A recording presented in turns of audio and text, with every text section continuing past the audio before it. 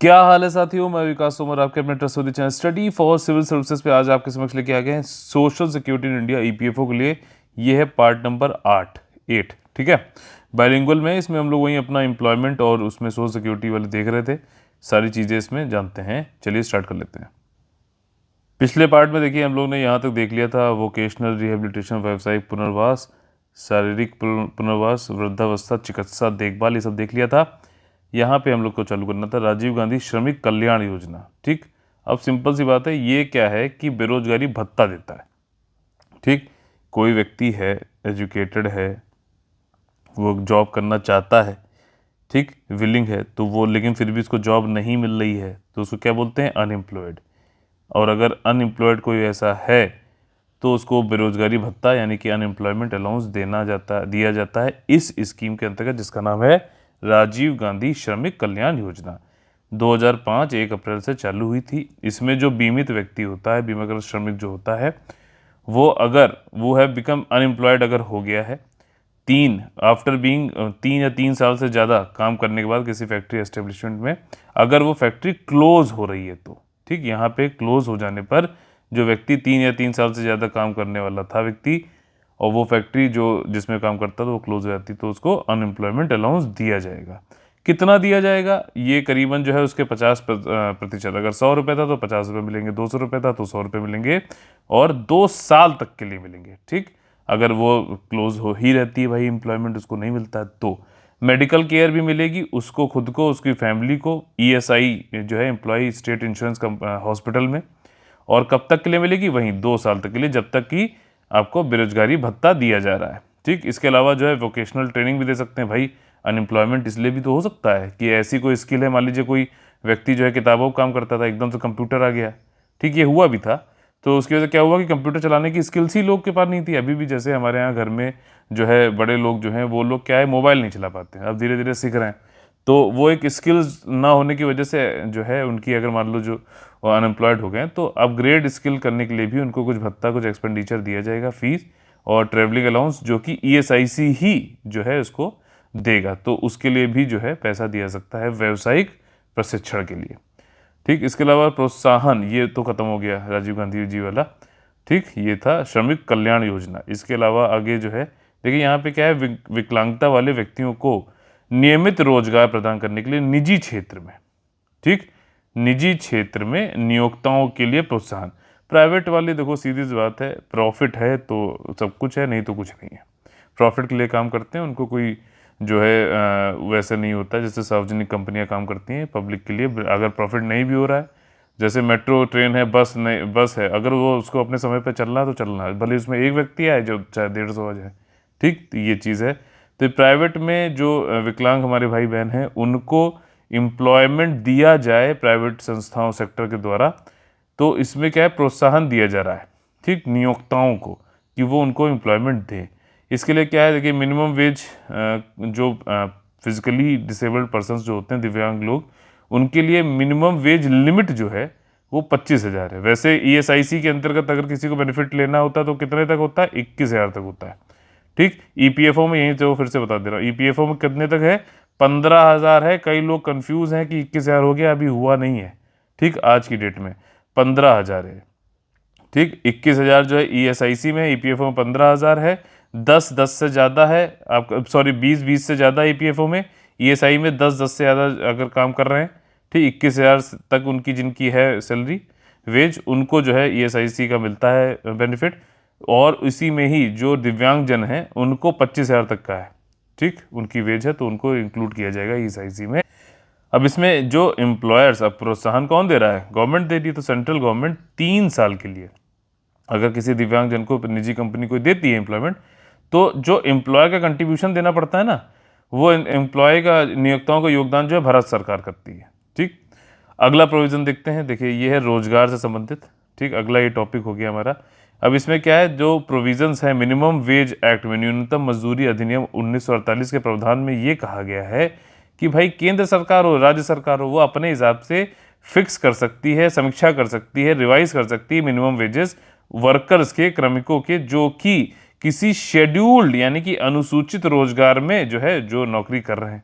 ठीक, अपने जुरिस्डिक्शन में, मतलब राज्य सरकार यूपी की तो वो महाराष्ट्र में नहीं सेट करेगी, वो यूपी की करेगी, महाराष्ट्र सरकार अपने यहाँ करेगी, केंद्र सरकार अपने यहाँ करेगी। ठीक, तो उसी का देखिए यहाँ विवरण दिया हुआ है।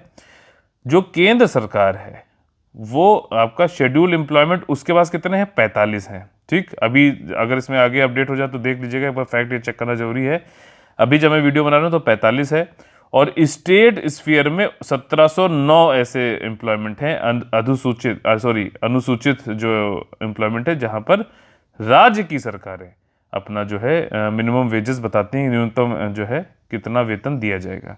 सेंट्रल गवर्नमेंट ने अगर आप देखा जाए तो रिवाइज भी किया है मिनिमम वेजेस को, और इसको जो 19 जनवरी 2017 से इसमें जो है रिवाइज कर दिया गया है, कुछ बढ़ाया गया है। ठीक, अगला देखो, रोजगार से संबंधित सामाजिक सुरक्षा कानून। ठीक, ये हम लोगों ने पहले भी कर रखा है, फिर से यहाँ पे रिवीजन एक फिर से हो जाएगा, समझ लीजिए। Social security law related to employment, ये वाली चीज़ें ऐसी है ना, ये बहुत ओवरलैपिंग है।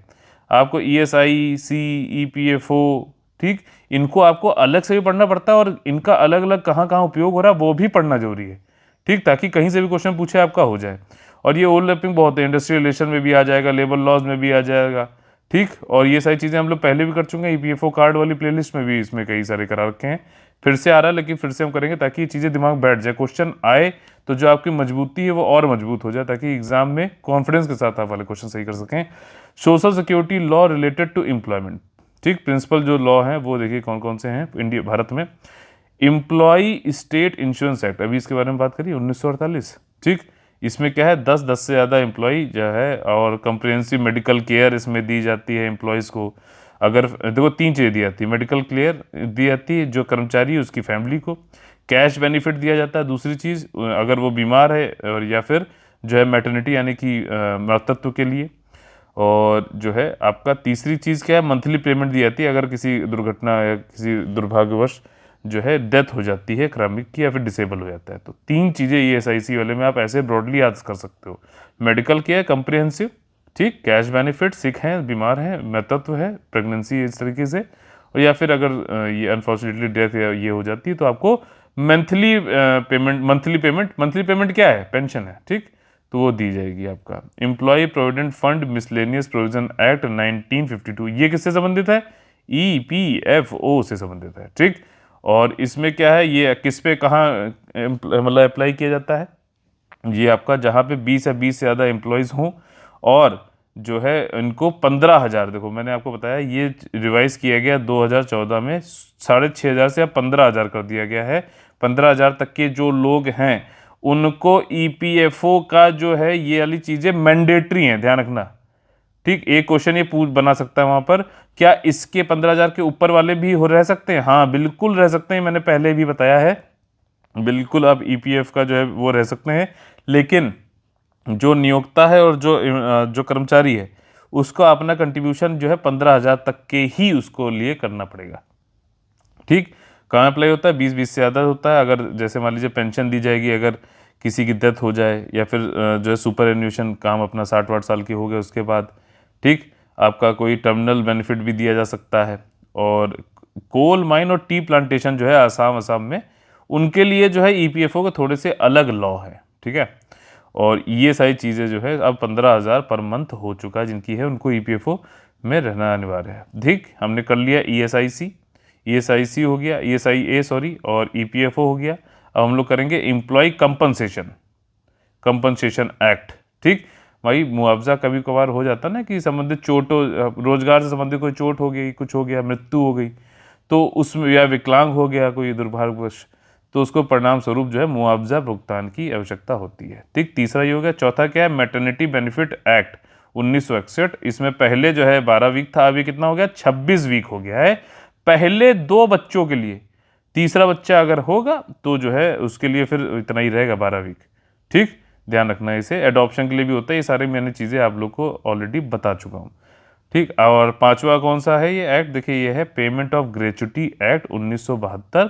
लास्ट के जब भी आप जितने साल भी आपने काम किया, एटलीस्ट 5 साल आपको काम करना होता है, तो जो लास्ट के 15 दिन का जो वेजेस है उसके हिसाब से आपको वर्कर्स को जो है ग्रेच्युटी मिलती है। ठीक, एक तरीके से मतलब खुशी में दी जाने वाली वो चीज़ है, एम्प्लॉयर अगर चाहे तो, और मतलब और इसमें 10 से ज़्यादा जहाँ पे जिन कारखानों में काम होते हैं लोग काम करते हैं उन वहाँ दिया जाता है। ठीक, सेपरेट प्रोविडेंट फंड होता है कोल, कोयला माइन और जो है ये कोयला खदानें और जो टी प्लांटेशन का स्टेट ऑफ असम में। ठीक, ये चीज़ हो गई। अब देखिए एम्प्लॉय पेंशन स्कीम 1995, ये अलग है। ईपीएफओ के अंतर्गत जो है एम्प्लॉय पेंशन स्कीम होती है, इसके 3 पार्ट होते हैं, ध्यान रखना हमेशा। बहुत बार बता चुका हूँ, फिर बता रहा हूँ, इसमें कन्फ्यूजन बहुत लोग को होता है। देखिए इसमें एक तो हो गया प्रोविडेंट फंड जिसको भविष्य निधि बोलते हैं, दूसरा होता है पेंशन। ठीक, अच्छा ये एम्प्लॉय पेंशन स्कीम है सिर्फ, एम्प्लॉय पेंशन स्कीम। देखिए ईपीएफओ में समझिएगा, ईपीएफओ में एम्प्लॉय प्रोविडेंट फंड वाली जो पेंशन स्कीम है उसमें 3 आ गए। ठीक, तो इसमें ये आ गया आपका पेंशन स्कीम, और तीसरा होता है employ deposit linked insurance scheme. ये 3 होती हैं। इसमें 12% टोटल कर्मचारी जो होता है वो अपना कंट्रीब्यूशन देता है, ठीक, प्रोविडेंट फंड में। और आपका पेंशन फंड में जो है आपका ये जो है एम्प्लॉयर जो है पेंशन में 3 पॉइंट कितना 3.67 देता है, 3 हो गई है। ठीक, 3 पॉइंट देखिए सॉरी, इसमें जो कि एम्प्लॉयज़ तो पूरा अपना 12% कर देते हैं आपका इसमें प्रोविडेंट फंड में। ठीक, ठीक, भविष्य निधि में। जो पेंशन फंड है उसमें जो आपका एम्प्लॉयर है, नियोक्ता है, वो करता है 8.33%, ध्यान रखना। ठीक, और सिर्फ नियोक्ता जो होता है वो employ deposit linked insurance scheme जो बीमा वाली है उसमें 0.5% करता है। बचा प्रोविडेंट फंड, उसमें जो है ये करीबन आपका 3.67 ऐसे करता है। किसी समझ में आ गई? तो यहाँ पे एम्प्लॉय पेंशन स्कीम की बात कर रहे हैं। 16 नवंबर 1995 से ये चालू हुई। फैक्ट्री और जो कई सारी ये कारखाने एस्टेब्लिशमेंट हैं, और ये किसके अंतर्गत ये एस्टेब्लिश किया गया? Employ provident fund miscellaneous provision act 1952 वाला, जो अभी बताया था। ये स्कीम अमेंड करी गई 2014 में और इसको 15,000 कर दिया गया, और इसमें मिनिमम गारंटीड पेंशन कितनी दी जाती है? 1,000 रुपये प्रति माह। ठीक, सितंबर 2014 से। सोशल सिक्योरिटी वर्कर जो है ऑर्गेनाइज सेक्टर यानी संगठित क्षेत्र में श्रमिकों को सामाजिक सुरक्षा तो दी जाती है, उसके बारे में देखिए 5 लॉ हैं, फिर से रिवाइज कर लीजिए। Employ provident fund miscellaneous provision act 1952, employ state insurance act 1948। इतनी बार चीज़ें यहाँ पे हो जाएंगी कि आप बस एक बार देखते चले जाओ। पहली बार देखो 1x की स्पीड पे, दूसरी बार देखो तो 1.5x की स्पीड देखो, तुरंत निपटा दो। तीसरा जो है पेमेंट ऑफ ग्रेचुटी, चौथा जो है मैटरनिटी बेनिफिट, और मातृत्व लाभ अधिनियम और कर्मचारी मुआवजा अधिनियम 1923। अब इनमें हो सकता है कि पूछ ले कौन पहले आया कौन बाद में आया, तो सबसे पहले आया ये। ठीक, अगर आप इसको ऐसे कर दो 1 2 3 4 5, तो सबसे पहले 5 वाला आया, फिर आपका 2 वाला आया, ठीक, फिर आपका 1 आया, ठीक, फिर आपका 4 आया, और फिर आखिरी में 3 आया। तो इस तरीके से 543 याद कर सकते हो आप, या फिर 52 143 याद कर लो, याद रहेगा। ठीक, भारत में रोजगार सर्जन की बात करी जाए, एम्प्लॉयमेंट जनरेशन इन इंडिया, तो कई सारे भारत में देखो एंटी पॉवर्टी मतलब गरीबी को दूर करने के लिए रणनीतियां बनाई गई, गरीबी उन्मूलन और रोजगार सर्जन कार्यक्रम बनाए गए, चालू किए गए विस्तृत श्रृंखला में। ठीक, और इसमें जो ऑपरेशन सेवरल ईयर तक चलता रहा, इसमें क्या उद्देश्य यही था कि एम्प्लॉयमेंट हमें ज़्यादा से ज़्यादा जो है उसका सर्जन करना है, प्रोडक्टिव एसेट बनाने हैं, मतलब जो है जैसे कि तालाब हो गया या फिर कोई और रोड वोड बनाने, जिससे मतलब और उत्पादकता बढ़े। टेक्निकल और एंटरप्रेन्योरशिप मतलब उद्यमता और जो है तकनीकी जानकारी हमें देनी है, तभी तो कर पाएंगे लोग। ठीक, तभी तो वो गरीबी से दूर रहेंगे हमेशा। मान लीजिए आज आपने उनको दे दिया, कल को उनकी जो स्किल्ड ही नहीं है तो कैसे वो करेंगे? ठीक, एंटरप्रेन्योरशिप में क्या है कि आप जॉब के लिए ढूंढो नहीं, आप जॉब दे भी सकते हो। इनका मतलब किसी तरीके से ये सब करते हुए उनका इनकम लेवल जो है, आय जो है वो बढ़ानी है, पुअर की गरीबी से उसको बाहर निकालना है। इसके लिए 2 तरीके अपनाए गए, एक था सेल्फ एम्प्लॉयमेंट, ठीक, और दूसरा था स्वरोजगार योजना, और दूसरा रोजगार योजना। स्वरोजगार क्या है कि हम खुद से काम कर रहे हैं, लोगों को रोजगार दे रहे हैं, और रोजगार योजना क्या है कि हम लोगों के यहाँ काम कर रहे हैं। दोनों ही इंपॉर्टेंट है, किसी एक को नहीं करना चाहिए। आजकल जो है ज़्यादा जोर किस पे चल रहा है? स्व एम्प्लॉयमेंट पे। हम जॉब क्रिएटर बने, जॉब सीकर की जगह बोला जाता है ना ऐसे कि जॉब सीकर की जगह जॉब क्रिएटर बनना है, जॉब गिवर बनना है, जॉब देने वाले बनना है। ठीक, तो 1998-99 से ये वाली 2 ब्रॉड कैटेगरीज में चला।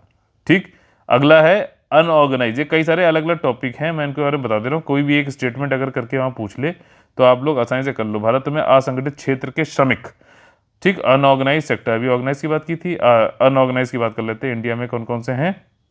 तो देखिए अनऑर्गेनाइज कौन सा होता है? सब कुछ है। ठीक, वेतन के लिए काम कर रहा है, आय के लिए काम कर रहा है, किसी एजेंसी के साथ काम कर रहा है, या फिर ठेकेदार के साथ काम कर रहा है।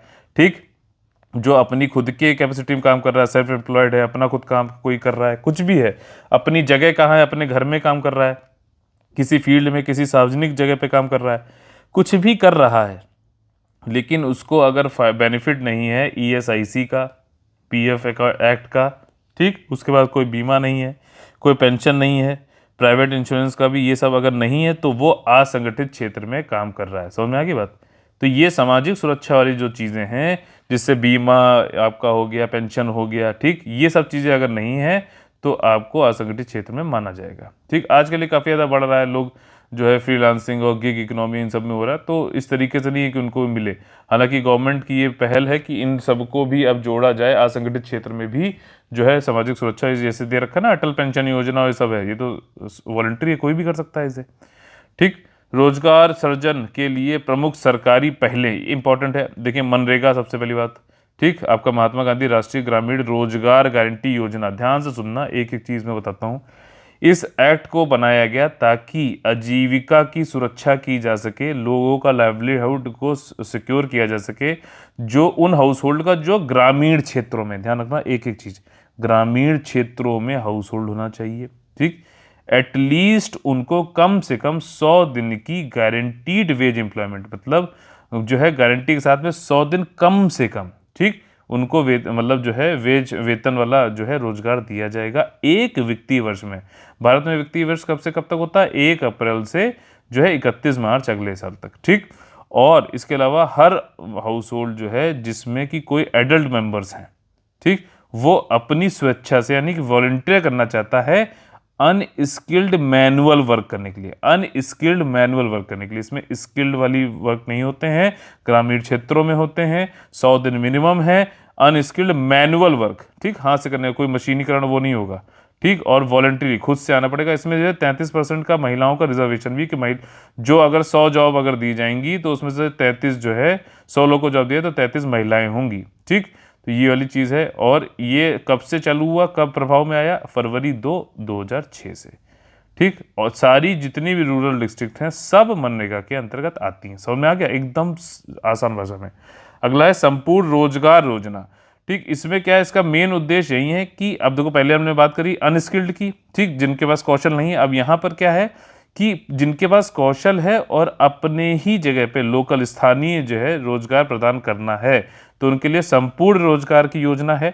इसमें क्या है कि ये अब ये दोनों में है, रूरल में भी है, अर्बन एरिया में, ग्रामीण में भी है, शहरी में भी है। ये स्कीम जो है सभी जो यूथ है, एजुकेटेड यूथ, याद रखना, ठीक, जो पढ़ा लिखा से अच्छे वाला जो यूथ है, युवा है, चाहे वो रूरल एरिया में हो चाहे अर्बन एरिया में, अनएम्प्लॉयड है, तो सबको दिया जाता है। स्किल्ड होना चाहिए, नीड ऑफ एम्प्लॉयमेंट है, और वो वर्क करना चाहता है मैनुअल और स्किल्ड, ठीक, इन इन एंड अराउंड अपनी लोकेलिटी के पास में। तो ये संपूर्ण रोजगार योजना इस तरीके से याद कर, अब तो याद रहेगा ना, मेरी आवाज़ याद रहेगी तो भी इसको आप याद कर लोगे। बेनिफिशरी को जो है यहाँ पे फिक्स्ड जो है वेतन दिया जाता है, और कुछ प्रोत्साहन भी किया जाता है अगर वो परफॉर्मेंस अच्छा करते हैं। अगला जो हमारे जो स्कीम है, सारी स्कीम सब कुछ कवर हो जाएगा इसमें। आपको ये वाली पूरी सीरीज देख ली तो इसके अलावा और कुछ करने की जरूरत नहीं है। और बाकी जो करंट अफेयर में है वो सब कुछ मैं जो है ऑलरेडी, बस हमारी ओनली करंट अफेयर वाले चैनल पे जो प्लेलिस्ट दे रखी है ईपीएफओ संबंधित, वो सारी देख डालिए। अगला जो हमारा देखिए टॉपिक है वो है आजीविका राष्ट्रीय ग्रामीण ग्रामीण आजीविका कार्यक्रम। इसका नाम हो गया है क्या? Deendayal Upadhyay national rural livelihood mission, या फिर आजीविका मिशन। ठीक, तो ये इसका नया नाम हो गया है, और 2014 के बाद से इसको कौन चलाता है? रूरल डेवलपमेंट मिनिस्ट्री मंत्रालय चलाता है। 2011 जून से चालू हुआ था। इसमें जो है देखिए मेन चीज़ इसमें क्या है कि इसमें कैसे दिया जाता है आजीविका, कैसे किसको दिया जाता है? सेल्फ मैनेज, खुद से प्रबंधन करने वाले स्वयं सहायता समूह, ठीक, सेल्फ हेल्प ग्रुप जो है उनके थ्रू दिया जाता है। और ये सब जगह है। 7 करोड़ रूरल हाउस होल्ड हो गए, 600 डिस्ट्रिक्ट हो गए, 6000 ब्लॉक हो गए, 2.5 लाख ग्राम पंचायत हो गए, 6 लाख गांव हो गए, और उन सब में जो ये सेल्फ हेल्प ग्रुप है, मतलब इंडिविजुअल को नहीं दिया जाएगा इसमें। आप सेल्फ हेल्प ग्रुप बनाओ। अब देखो सेल्फ हेल्प ग्रुप पे क्या होता है, मान लीजिए 10 लोग हो गए, तो 10 लोगों को बैंक वाले भी लोन देने में हिचकिचाते नहीं। उनको मालूम है कि यार एक का अगर कोई गलत काम करता है या फिर ऋण, तो पूरे ग्रुप पे, तो ग्रुप वाला खुद ये चाहता है कि कोई भी जो है धोखाधड़ी और जो लोन लिया जाए वो वापस किया जाए। तो बैंक भी ज़्यादा जो है ये कॉन्फिडेंस में रहता है कि हम सेल्फ हेल्प ग्रुप वाले को लोन दें, बजाय इसके कि किसी इंडिविजुअल को। इंडिविजुअल का जो लोन वोन है वो जो देखा गया है कि ज़्यादा एनपीए हो जाते हैं, नॉन परफॉर्मिंग एसेट, अगर कंपेयर करो तो सेल्फ हेल्प ग्रुप से। ठीक, स्वयं सहायता समूह। तो ये वाली चीज़ है, आजीविका मिशन में ये इसी के थ्रू होता है। ये फेडरेटेड इंस्टीट्यूशन है और इसमें जो है 8 से 10 साल तक के लिए जो लाइवलीहुड जो है रखते हैं, इसमें सार्वजनिक सेवाओं तक पहुँच। इसमें मेन देखिए मकसद यही है कि जो लोग ये आजीविका से संबंधित हैं, एक तो उनको यहाँ पे दिया ही जाए कुछ ना कुछ लाइवलीहुड वाली, बाकी उनके जो अधिकार हैं, पब्लिक सर्विसेज हैं, उनको सबको उन तक पहुँचाया जाए और उनको सशक्त बनाया जाए। ठीक, अगला जो देखो सोशल सिक्योरिटी का जो वो है स्कीम है, वो है प्रधानमंत्री रोजगार सृजन कार्यक्रम। ठीक, एम्प्लॉयमेंट जनरेशन प्रोग्राम है ये 15 अगस्त आपका 2008 से चालू किया गया था। एम्प्लॉयमेंट का सृजन करना चाह रहे हैं। ठीक, और ये क्रेडिट लिंक्ड स्कीम है, यानी कि इसमें लोन दिया जाता है।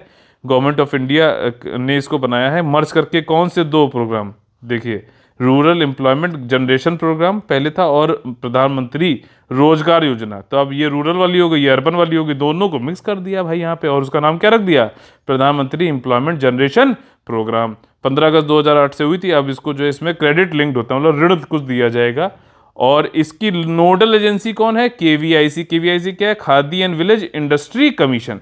Khadi and village industry commission national level पे ये इसकी नोडल एजेंसी। इसका ऑब्जेक्टिव जो है, उद्देश्य यही है कि जो है निरंतर और सतत जो है एम्प्लॉयमेंट अपॉर्चुनिटी अर्बन, चाहे अर्बन और रूरल एरियाज दोनों में ही बनती रहें। ठीक, अगला देखो बहुत ही ज़्यादा इंपॉर्टेंट है, ये कहीं पे आपको नहीं मिलेगा। अब जब ये वीडियो आ जाएगा तो उसके बाद सबको मिल जाएगा, इसीलिए मैं आप लोग को बोलता हूँ, बताता हूँ। पीडीएफ हम लोग के पेड ग्रुप में ही से मिलेगी। ये वीडियोस जो हैं, ये जो लोग हमारे साथ मतलब पेड ग्रुप नहीं ज्वाइन कर सकते उनके लिए है, लेकिन इसमें सारा मटेरियल वही है जो पेड ग्रुप में दिया जा रहा है। ठीक, फ्री वाले वीडियोस जो ये वाले, इनका वैसे कोई कमिटमेंट नहीं होता है, हम अपने अनुसार इसको देते हैं, लेकिन अगर वीडियो बनेगा तो हम जरूर देंगे, ये मेन चीज़ है। ठीक, एलपीजी उपभोक्ताओं के लिए बीमा कवरेज। अब देखो, जो भी ऑयल मार्केटिंग कंपनियां हैं भारत में, जैसे कि इंडियन ऑयल हो गई, हिंदुस्तान, जिनका पेट्रोल टोल देखते हो ना, तो यही लोग तो हैं यार, इंडियन और ये सब जो देते हैं, जो ये एलपीजी जो सिलेंडर आप लोग के होते हैं। अच्छा, आप लोग से क्वेश्चन ये है साइंस का, एलपीजी के अंदर जो है कौन सी दो गैसेस से मिलके बनता है, ये बताइए। ठीक, और एचपीसीएल हो गया, भारत पेट्रोलियम हो गए, इन लोगों ने एक बीमा करा रखा है। ठीक, बीमा करा रखा है कि और ये बीमा जो है सार्वजनिक लायबिलिटी पॉलिसी वाला है, मतलब किसी एक इंडिविजुअल का नहीं है। जैसे आपने मान लीजिए एलपीजी का कनेक्शन ले रखा, तो आपके नाम पे बीमा नहीं है। ठीक, ये कंपनी ने बीमा ले रखा है कि अगर मान लीजिए एलपीजी से संबंधित कोई जो है दुर्घटना हो जाती है, कोई घटना ऐसी हो जाती है जो जिसकी वजह से जान माल का खतरा होता है, या फिर हो जाता है, जान माल का नुकसान हो जाता है, तो जो है क्लेम मिलेगा बैंक से किसको। ठीक, अगर वास्तविकता है और एलपीजी की वजह से हुआ है, ये नहीं कि आपने उल्टा सीधा एलपीजी वो रखा तो नहीं मिलेगा। ठीक, तो क्या है कि आपको कंपनी को मिल जाता है बैंक से पैसा इंश्योरेंस का, और फिर वो जो है प्रोवाइड करते हैं जिसके यहाँ जो है, जिसके घर में, या फिर मान लीजिए जिसके साथ उसकी डेथ हो गई या कुछ भी है, उसको जब वो इन्वेस्टिगेटिंग ऑफिसर आएगा, वो अपने मेडिकल बिल और सारी चीज़ें दिखाएगा ओरिजिनल में, तो उसको फिर इंश्योरेंस मिल जाएगा। तो ये है पूरी कहानी एलपीजी वाला। ठीक ठीक, तो ये सारी चीज़ है। अफेक्टेड पर्सन होता है, एलपीजी रिलेटेड एक्सीडेंट अगर होगा तो उसको जो है ऑल एलपीजी जो कंज्यूमर जो रजिस्टर्ड है, पंजीकृत हैं एमसी में, सब लोग इसमें जुड़े होते हैं बस। लेकिन ये किसी इंडिविजुअल के नाम पे नहीं होता है, कंपनी खुद कराती है, अपनी पब्लिक लायबिलिटी पॉलिसी है ऑयल इंडस्ट्रीज से संबंधित। इसमें जो है किसी not in the name of individual, देखो साफ साफ लिखा हुआ है, नो प्रीमियम कोई जो है वो collected from the customer by the LPG distributor जो है वो नहीं इसको प्रीमियम लेता है। मतलब ये जो डिस्ट्रीब्यूटर है कस्टमर से नहीं ले सकता इसका प्रीमियम कि हमने बीमा कराया लाओ पैसा भी लाओ, मतलब सिलेंडर का अलग पैसा ले रहा है उसका अलग ले रहा है, ऐसा नहीं होगा। और जो क्लेम अमाउंट है वो कंपनी को जाएगा, फिर वो क्लेमेंट जो भी है जिसको ऐसी दुर्घटना हुई है उसको दिया जाएगा। ये कंप्रिहेंसिव इंश्योरेंस पॉलिसी है, और ये ऑयल मार्केटिंग कंपनीज जो होती हैं ये क्लेम देती हैं किस अकाउंट पे, अगर मान लीजिए उनकी लीगल लायबिलिटी है, कानूनी उत्तरदायित्व है कि यार वो लोग इस तरीके काम कर रहे हैं, सामने वाला सिक्योर नहीं होगा तो उसको सिक्योरिटी प्रोवाइड करने के लिए कि हाँ भैया अगर कुछ दिक्कत हो जाएगी, वैसे तो हम सारे सिक्योरिटी वाली चीज़ रखते हैं, लेकिन फिर भी कुछ होता है तो हम इंश्योरेंस आपको देंगे। पर्सनल एक्सीडेंट हो जाए थर्ड पार्टी का, या फिर अथोराइज्ड कस्टमर जो है रजिस्टर्ड प्रीमाइसेस में कोई डैमेज हो जाए, फट जाए मतलब वहाँ, तो वो भी हो सकता है। स्कोप देखिए, सम्मिलित क्षेत्र कौन कौन से हो सकते हैं, कोई एक्सीडेंट हो जाए, एलपीजी उसका प्राइमरी कॉज हो, लेकिन यहाँ पे एक चीज़ इन्होंने लिख रखी है कि सिलेंडर का उल्टा हो जाना, बाद में फट जाना, ये सब काम अगर कर रहे हो ज़बरदस्ती, जो कि हम मना करते हैं करने के लिए, तो नहीं दिया जाएगा, तो फिर आपको इंश्योरेंस का फ़ायदा नहीं मिलेगा। अब इसमें पॉलिसी में क्या क्या चीज़ दी जाती है, पर्सनल एक्सीडेंट कवर दिया जाता है, पर्सनल एक्सीडेंट कवर 6 लाख रुपए तक का प्रति व्यक्ति को। अगर मान लीजिए कोई चिकित्सा का व्यय दिया जा रहा है तो टोटल तो 30 लाख रुपए दिया जाएगा, लेकिन प्रति व्यक्ति के हिसाब से 2 लाख रुपए इसकी मैक्सिमम लिमिट है। इसके बाद प्रॉपर्टी अगर डैमेज होगी, मान लीजिए किसी कमरे में रखा था वो फट गया पूरा, तो उस प्रॉपर्टी हर केस में 2 लाख रुपए तक का पर इवेंट में ये कस्टमर को दिया जाएगा। ठीक, इसके अलावा प्रोसीजर क्या क्या दिया जाएगा, क्या क्या फॉलो किया जाता है कस्टमर के बाद ज़्यादा। प्रोसीजर वही है, कस्टमर भैया, कस्टमर जैसे मैंने बताया ना कि कस्टमर को चीज़ें दिखानी पड़ेंगी, अपना मेडिकल के वो दिखाने पड़ेंगे, ठीक, असली वो होनी चाहिए। कस्टमर इंस्टॉलेशन जो है अच्छे से कराए अपने यहाँ, एक्सीडेंट अगर उस समय कुछ हो जा रहा है, या फिर एरिया जब भी कोई ऐसी चीज़ होगी तो एरिया ऑफिसर इन्वेस्टिगेट करने पहुँचेगा, फिर वो जो है इंश्योरेंस कंपनी को देगा कि हाँ ये सब जो है चीज़ें वाकई में सही है कि नहीं है। ठीक, कस्टमर वो कभी भी कंपनी, इंश्योरेंस कंपनी को नहीं डायरेक्टली कर सकता है, कंपनी को मिलेगा, ध्यान रखना, नहीं तो लोग ऐसे ही चालू हो जाए कि हम, हाँ हमारे यहाँ फ्रॉड तो हर जगह चल रहा है ना। अभी देखिए आंखें खोलने के लिए आप लोग के लिए रेड रेड पूरा कर दिया गया है। कस्टमर जो है रिक्वायर्ड होता है टू सबमिट ऑयल कंपनी को के पास में वही सारी चीज़ें हैं कि अपना पोस्टमार्टम रिपोर्ट देनी पड़ेगी, मेडिकल बिल, सब कुछ ओरिजिनल में आप दोगे तो आपका जो क्लेम है वो आपका कंपनी के पास जो पैसा आया है बीमा कंपनी से वो आपको दे देगा। ठीक, और इसीलिए जो प्रॉपर्टी डैमेज अगर हो रहा है तो इंश्योरेंस कंपनी कोई सर्वेयर भेजेगा कि वो जाके मूल्यांकन कर सके कितना क्या लॉस हुआ है। अगला ये है, क्लेम जो है वो सेटल किए जाते हैं हर केस में, और इंश्योरेंस कंपनी जो है वो डिसीजन लेती है कि सेटलमेंट का क्लेम पर as per the insurance policy के जो भी प्रावधान होते हैं। तो यहाँ तक हम लोग यहाँ पे करते हैं। अगला जो है हम लोग चालू करेंगे लीगल एड से। ये काफ़ी अलग और काफ़ी इंपॉर्टेंट टॉपिक है, पार्ट नंबर 9 में देखेंगे। तो चलिए आप लोग से लेते हैं अलविदा। देखिए ये हमारे कॉल करने वाले नंबर्स हैं, इन पे जो आप फ़ोन करके आप हमारे पेड ग्रुप ज्वाइन कर सकते हैं, EPFO UPSC सारे। ठीक, ज़्यादा जानकारी के लिए 8564880530 9696060608 पे कॉल करिए। जय हिंद, जय Bharat, all the very best है, वंदे मातरम।